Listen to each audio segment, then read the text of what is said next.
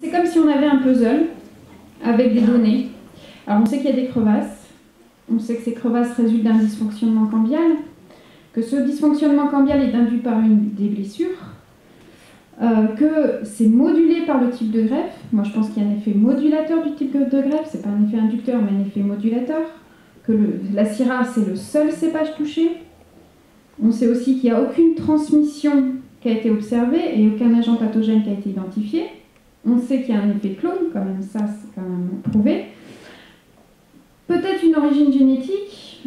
Au niveau des facteurs un peu plus secondaires dans le sens cinétique, on sait qu'il y a des rougissements foliaires qui sont associés à des mauvaises remises en réserve, à des accumulations d'amidon et de polyphénol, et que ce syndrome est présent partout dans le monde. Ça c'est tout ce qu'on sait.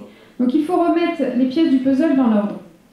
Donc on vous a déjà parlé de différents types de facteurs. On voit que c'est un syndrome quand même complexe, qui a différentes étapes, qui a différents symptômes. Alors, on a des souches au début sans crevasse, apparition de crevasse, des rougissements à la mort.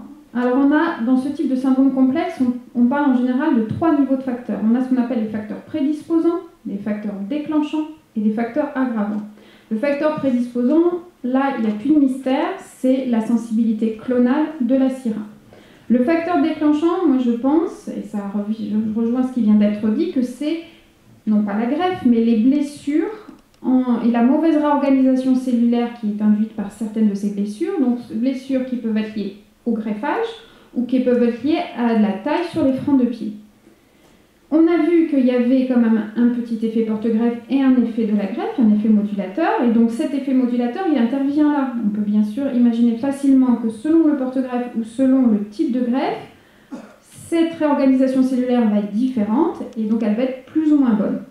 Et après, on a tous les facteurs aggravants dont on vient de vous parler, donc là avec encore pas mal de questions, mais des facteurs qui jouent sur la mauvaise remise en réserve, donc aggravation des crevasses, forte charpe, mauvaise alimentation hydrique, carence en azote, avec des points d'interrogation. Et tout ceci donc conduit à la mort.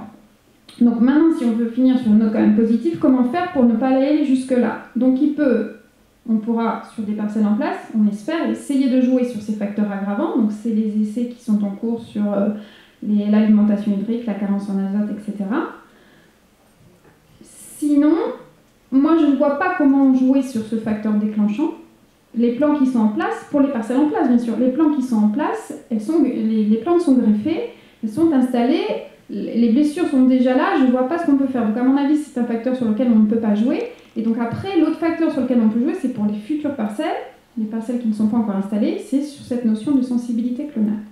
Donc voilà, c'était assez rapide et je voulais aussi en profiter pour remercier l'ensemble des équipes qui ont travaillé sur le sujet, dont on a déjà parlé, que ce soit les analyses pathologiques, les études génétiques, histologiques, les facteurs aggravants et le matériel végétal. Et je laisse maintenant la place à la discussion.